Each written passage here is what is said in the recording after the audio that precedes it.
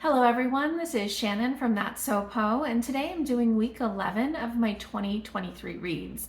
This week I read mainly just a bunch of really comforting and cozy things, although I did DNF a few things as well.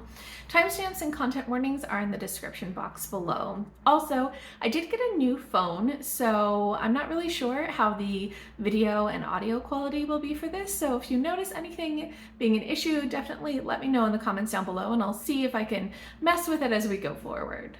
First, I completed a reread of Your Emergency Contact Has Experienced an Emergency by Chen, which is just my favorite poetry collection ever. I read this last year and loved it so much. It is just absolutely fantastic. I do have a review for Chen's previous poetry collection, When I Grow Up I Want to Be a List of Further Possibilities. So I'll link that below, and I'm going to do a review of this one as well, probably in a week or two. The first time I read this, it was just so good that I couldn't even bring myself out of it enough to take any notes or pay any attention for what I wanted to do to review it. But this time I went through and, I made some tabs and kind of thought about what I wanted to say, and it was just so good on reread.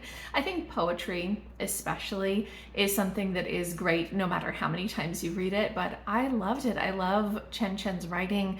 He is just so playful in the way that he uses language and the way that he decides to make his poems. He's got a lot of emotion. He talks about so many different social issues. A lot of this is, about his time when he was living both in New York and then also in Lubbock, Texas. And when the pandemic hit and the sort of anti-Asian sentiment there, and then also just all of this stuff about being like a gay man and how that's kind of affected his family relationships, all sorts of things. I love this poetry collection so much. I think it's absolutely excellent, and I gave it, again, 5 out of 5 stars. Next, I read Psmith in the City by P.G. Wodehouse.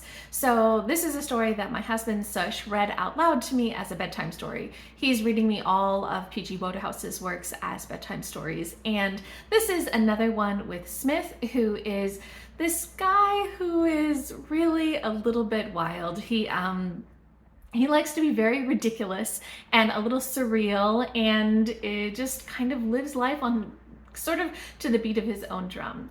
And in this, he and his friend from high school, Mike, they end up both working at the same bank. And they kind of get into a little bit of a war with the guy who runs the bank. And Psmith is very devious and comes up with some interesting ways to fight against this guy. This has a lot of that kind of humor that Wodehouse is really known for, but I think that it felt not necessarily like the overarching story kind of really brought it together, really went that far. It was just a lot of little interactions, little battles here and there. It was pretty fun, but I don't think this was quite as enjoyable for me as more of like the schoolboy type of stories, or some of the other things that are just a little bit more ridiculous. But it was just an enjoyable bedtime story, so I did have a fun time with it anyway, and I gave it 3.5 out of 5 stars. Then I read a bunch of cozy fantasy, starting with volumes 5 and 6 of Cinnamon Bun by Dagger. I really, really like Dagger's writing. His other series, Fluff, I have a series review for, and I'll link that below, and I think it's absolutely excellent.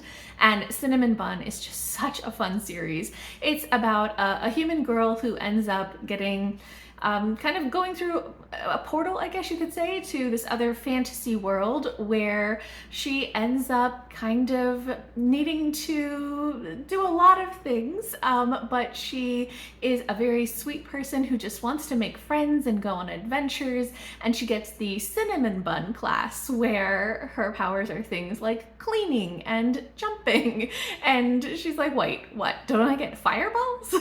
But it's a very, very sweet and silly type of story, and I really enjoy a lot of the humor and a lot of the world building. And as you get further into the series, such as volumes 5 and 6, it is just filled with a lot of like really intriguing political stuff as well as cultural stuff as they go to more places and you learn about more things, and the magic as they kind of fight in different dungeons and all sorts of things. So I really enjoy the further that I get into this series. Volume 5 in particular was just so much fun. It was just that perfect mix of humor and action and adventure and magic, and I loved kind of what was happening in the story. Volume 6 was also really, really good. It maybe was a little bit too action forward rather than magic forward. Like, I like a little bit more of the focusing on magic rather than just the action and fighting and stuff. But yeah, so I had such a fun time with these. I gave Volume 5 5 stars and Volume 6 4.5 stars. Both of these are not yet available to read on ebook, although Volume 5 will be available quite soon. But they are both available to read online for free. So if you're interested in that, I will link it below. You can read the whole series for free, as well as basically everything else that Dagger has out. And I just had such a fun time reading these. Then, since all I really wanted to do was read more of Dagger's work, I picked up Magical Girl Crystal Genocide. So this is a new series that he is writing, so this is just volume 1. I think that there will be more volumes. This doesn't quite have a finished ending, if that makes sense. And it is about Magical Girl Crystal Genocide, who is a magical girl, very, very overpowered, and she ends up kind of getting ported into another world and separated from the 11 other magical girls that she is part of a team with, and she has to kind of figure out how to find her way back to them. And so she has to go on quite a few different quests and things like that in this new world in order to figure out how to get back to them and find people who can help her. But the interesting thing is that she is incredibly powerful. So these magical girls are like way overpowered.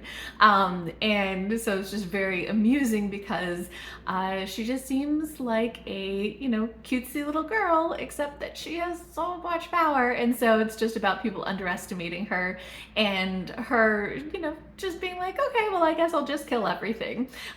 It's just, it is very, very action forward. Lots of fighting in this one. There's actually a little bit of gore in this, very brief, but there is some. But yeah, it still had that kind of humor style that I really like, and lots of magic and adventure and all those sorts of things, but a little bit more action and more violence than is my personal preference. So I gave it 4 out of 5 stars, but for sure I will read on as there are more volumes published in this series. Then I did have a couple of DNFs this week, the first of which is not the hugest surprise. It's What Souls Are Made Of by Tasha Suri. So I absolutely love Tasha Suri's writing, which is why I picked this up, even though it is a retelling of Wuthering Heights. And Wuthering Heights is something that when I was younger, I tried to pick up multiple times and just could not get through the first few chapters. And as an adult, as I've learned more about what it's about, I realized like this Wuthering Heights is never going to be my type of story. I don't like things that have high drama. And I mean, that's the whole point, I think, of Wuthering Heights. And so I knew going in that this might just be too much drama for me, and it was. But I thought that there were a lot of really interesting things going on as well. So I got, I think, about 20% into this, and I thought that the retelling that Tasha Suri is doing here adds a lot of interest and complexity. So in this retelling, both Kathy and Heathcliff are of Indian descent, but Kathy is white passing, and it adds like extra kind of interesting dynamics and layers as they're kind of finding out more about their backgrounds, and as we're seeing a lot of people who are not white as well, and understanding some of these racial dynamics in addition to kind of their relationship between them. But there is still like a lot of really heavy content. Again, I've never gotten far enough into Wuthering Heights to know the details, but like there's quite a lot of just major abuse in this. So very heavy content warnings for this, and it's very heavy emotionally, very dramatic. So not quite for me, but I did think it was interesting what Suri was doing with it. And then the other book that I DNF'd, I was quite surprised to DNF, and that's It's Boba Time for Pearl Lee by Nicole Chen. So this book just had everything that is sort of my buzzwords. It is a middle grade contemporary about like a middle school girl who is totally into fiber arts. She loves crafting amigurumi, which are these little crochet dolls, and she also like really loves boba tea. Her family is Taiwanese American, and she has a local boba tea shop that is run, it's just like a mom and pop shop that is run by Auntie Cha, or like Aunt T. And she loves going there, and Auntie Cha is super supportive of her amigurumi making, even though Pearl's own family is like super into tack and doesn't really understand her passion for this.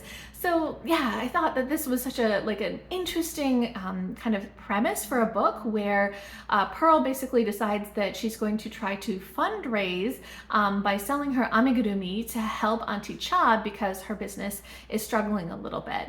And like that just sounds super sweet. But I got about 55% through this, and I realized that even though there's a lot of aspects of this that are just my style, there's also a lot that really don't work for me. And in particular, I struggled so much with the main character, Pearl. So she's somebody who really is on a different wavelength than her family. And like, I totally get that, but she also is somebody who sees herself constantly as a victim.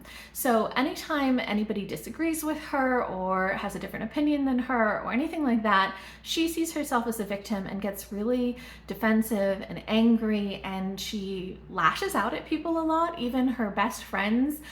If they ever tell her like, hey, I don't think that's a good idea, she's often making like very poor choices in this, and it's just, she felt really kind of self-centered and mean in a lot of this, at least until the halfway point. And I think that the rest of the story, I'm sure, is going to be a growth arc for her, but I just really struggled to root for her because I was like, wow, you're really mean to your friends, and you know, you're doing a lot of things that just aren't nice. Her family dynamics are also not good, and I really struggled to be able to invest myself in her story and want her to kind of have that growth arc, because I struggled with her as a character.